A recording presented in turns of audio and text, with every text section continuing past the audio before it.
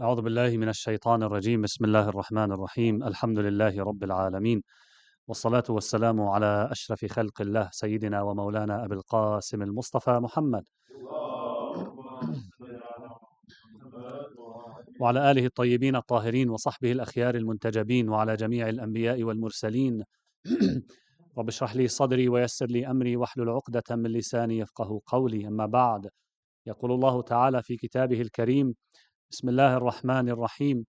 هو الذي بعث في الأميين رسولا منهم يتلو عليهم آياته ويزكيهم ويعلمهم الكتاب والحكمة وإن كانوا من قبل لفي ضلال مبين. Surah Al-Jumu'ah, Quran chapter 62, ayah number 2. He is the one who raised for the illiterate people a messenger from amongst them, reciting to them his revelations, purifying them, and teaching them the book and the wisdom, for indeed they had previously been clearly astray. If we leave ourselves to do and follow whatever we desire, we would notice that our desires will have no limit. They will have no limit.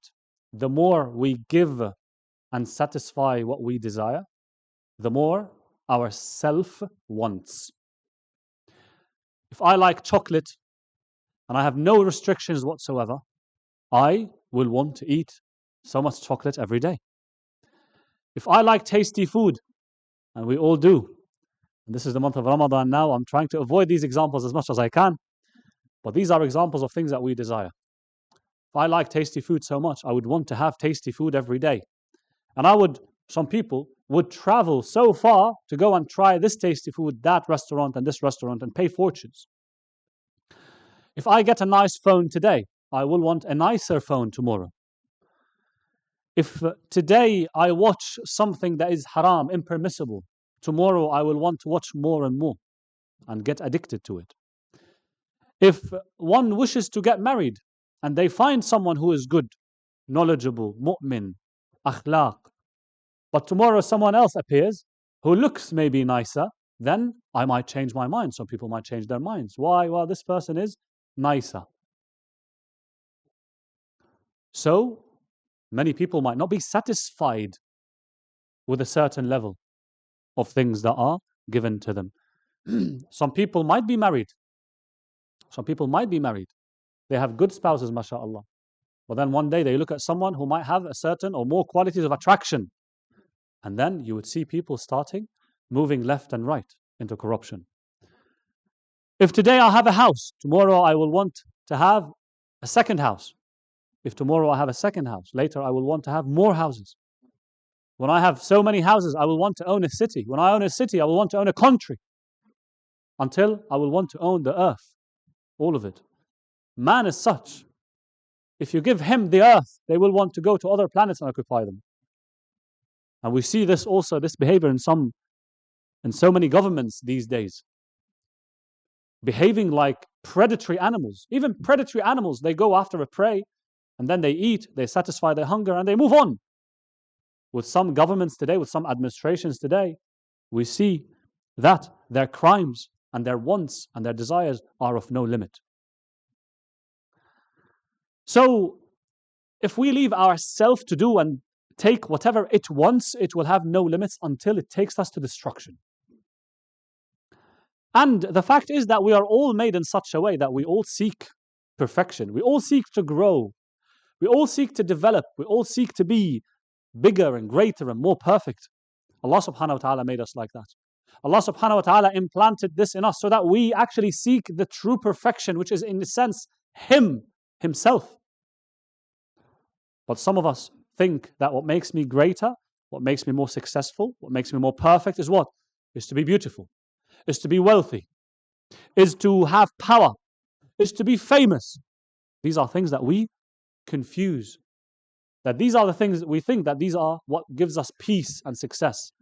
But following these, we realize they will never give us the true peace and the true success. They will never take us to that. What provides us with the real peace? Reaching God, reaching Allah subhanahu wa ta'ala. This is the only way that we reach true tranquility and true peace, because Allah represents the true perfection which we confuse in this and that. We confuse in the money, we confuse in the Ferrari, we confuse perfection to be in the mansion. We confuse the perfection to be in these things. But in essence, it is Allah subhanahu wa ta'ala who's the most perfect, who's the most beautiful, the most generous, the most powerful, the most capable. Attributes that we want to have. But we mistake its source in the other things. How do we correct this perception of ours? The perception that this is what gives me happiness, this is what gives me tranquility and peace and success in my life, instead of God. How do we correct it? By nothing except disciplining ourselves. To discipline this self. The things that I want, the things that I desire. This self, to tame it. To discipline it. To limit its desires and wants. To curb it like you curb a wild horse. To curb it, to tame it. Because if you leave it, it would take you to destruction.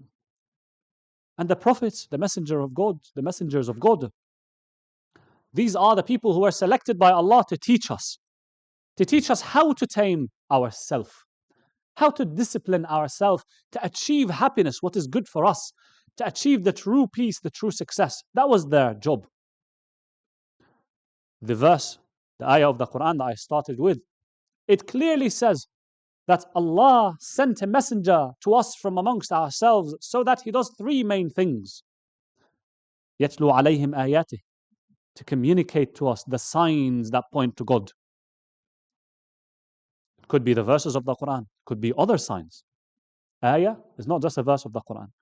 Ayah could be anything that points to Allah, anything that reminds you of God. That's one of their jobs, the prophets. The second job is what? وَيُزَكِّيهِمْ. A job in the job description of the Prophet is that he purifies us. He helps us purify ourselves from all the things that take us away from God, from all the things that cover our hearts with layers and layers of dust. He offers us the solutions to clean our hearts. This is why, this is one of the benefits of following this Sharia, following the path of the Messenger of God, Muhammad sallallahu alaihi wasallam. وَيُعَلِّمُهُمُ الْكِتَابَ وَالْحِكْمَةِ, to teach us the book. The Prophet is a teacher. We need a teacher who teaches us this great book and the wisdom. So it's their role to make us shine as humans, to help us achieve our full potential, achieve the purpose for which we were created in this world. We were not created just to eat and drink and enjoy. Animals eat and drink and enjoy. What makes us special then? We were made for something far more special, far greater. And this is what the prophets came to remind us of.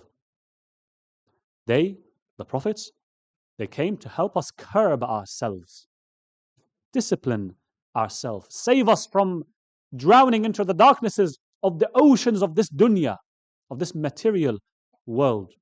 Not to say, obviously, not to benefit from it. We were created in this world for a reason that we should benefit from it. We should cultivate it, but not drown in it. To look through it, but not to it. Allah subhanahu wa ta'ala says in the Quran, Surah Al-Baqarah, chapter 2, verse, ayah 257, Allahu waliyyu alladhina amanu, yukhrijuhum min al-dhulumati ila an-nur.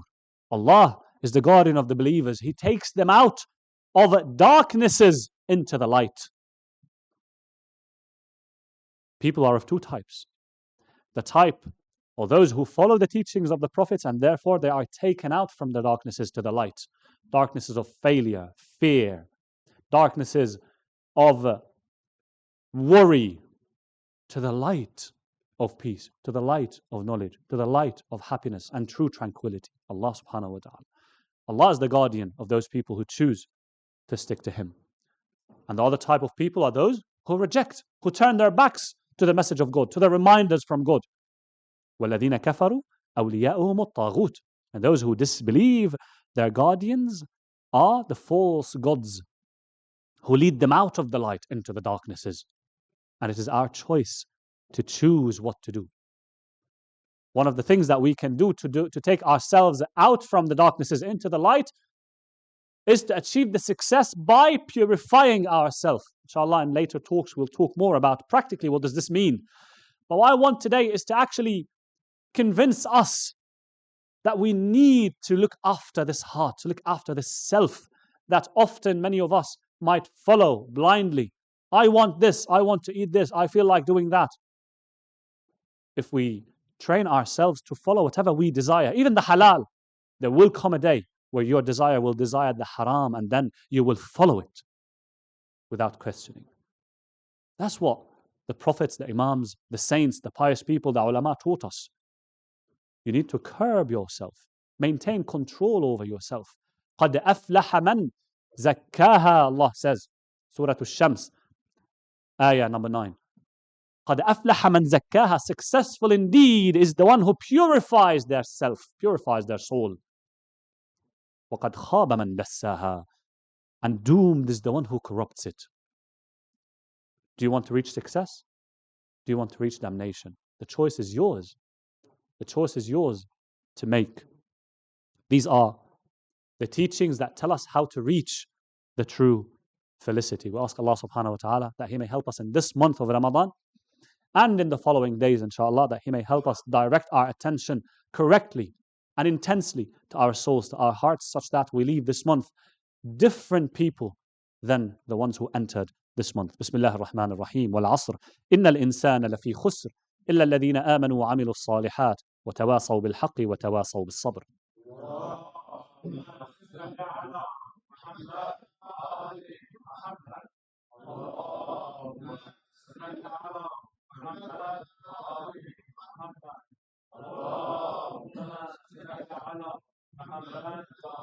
أعوذ بالله من الشيطان الرجيم. بسم الله الرحمن الرحيم. الحمد لله رب العالمين. اللهم صل على محمد عبدك ورسولك وأمينك وصفيك وحبيبك وخيرتك من خلقك وحافظ سرك ومبلغ رسالاتك. اللهم وصل على علي أمير المؤمنين ووصي رسول رب العالمين، عبدك ووليك وأخي رسولك وحجتك على خلقك وآيتك الكبرى والنبأ العظيم. وصل على الصديقة الطاهرة فاطمة الزهراء سيدة نساء العالمين. وصل على سبطي الرحمة وإمامي الهدى الحسن والحسين سيدي شباب أهل الجنة أجمعين. وصل على أئمة المسلمين علي بن الحسين ومحمد بن علي وجعفر بن محمد وموسى بن جعفر وعلي بن موسى ومحمد بن علي وعلي بن محمد والحسن بن علي والخلف الهادي المهدي، حججك على عبادك وأمنائك في بلادك صلاة كثيرة دائمة.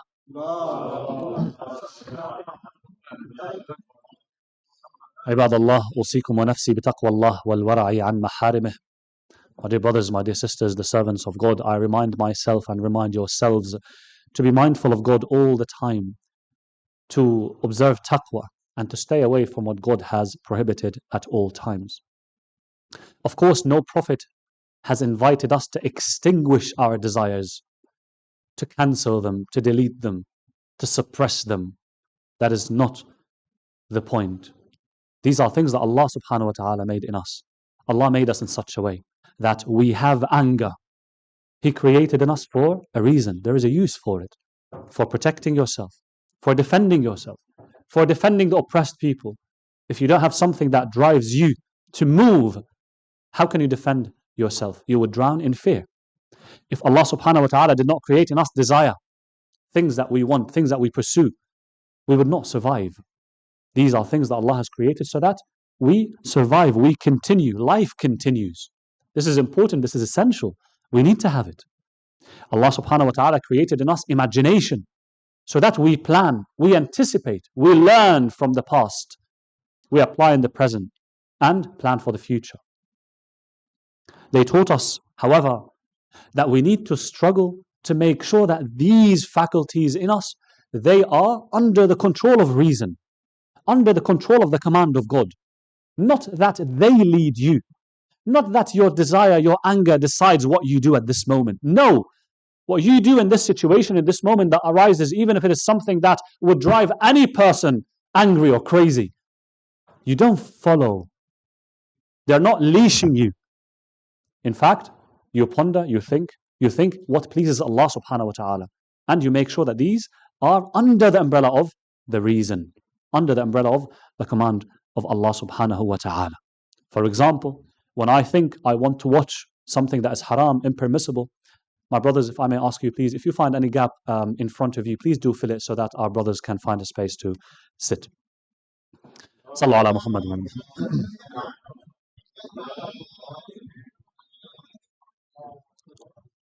Allahumma salli ala Muhammad wa ali Muhammad. Allahumma salli ala Muhammad wa ali Muhammad.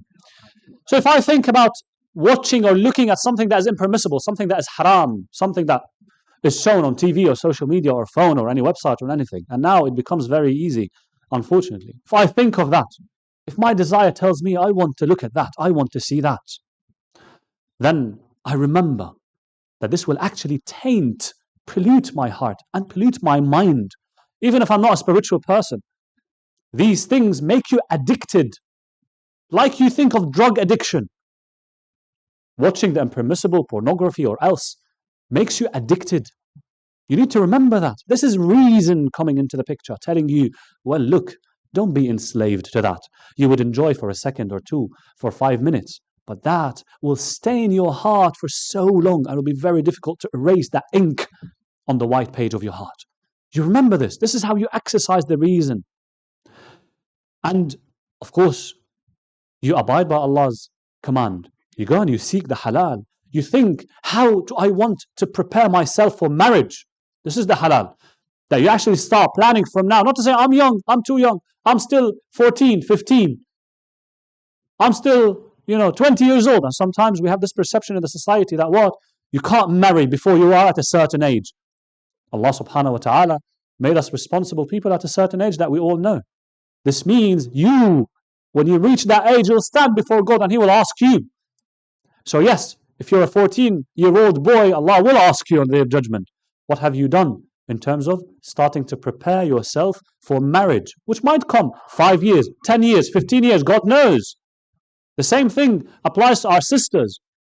You are reaching the age of responsibility, taklif. It means we don't look at ourselves as, well, I'm a teenager, I'm allowed to go left and right, I'm allowed to be distracted and follow this and that. No, we are at an age of responsibility. This is what differentiates us from other people who don't follow the Sharia. We would be, if you say the legal limit or the legal age of responsibility is 18 years old, if a sister reaches taklif at 10 years old, it means that she'll be 8 years more mature than her peers. 8 years faster into reaching success in life than her peers. Isn't that something interesting that Allah subhanahu wa ta'ala is actually offering us and giving us? Not to say don't have fun, not to say don't go out with your friends, not to say don't invite yourselves to meals, not to say don't enjoy the blessings that Allah has given you. Of course you should. You need a break in life. You need to continue your life. But these are not the 24 hours. These are the times or the minutes that you need to recharge your batteries. When I think I want to have control or power over rights of my brother, I want to take what is rightfully his or hers, then I remember the Day of Judgment and how severe and painful it would be towards those who oppress and those who do unjust or injustice to others. When I want to maybe think about breaking my Ramadan fasting for no reason, for no excuse, I remember what I would be missing out on in terms of disciplining myself, improving myself, in terms of the benefits that Siyam brings. Even if you talk materially, biologically, scientifically about the benefits of the Siyam, you miss out, let alone the spiritual gains and benefits which would outweigh any thinking about material gain and material benefit, if only we know. Amir al-Mu'mineen Ali ibn Abi Talib salamullahi alayh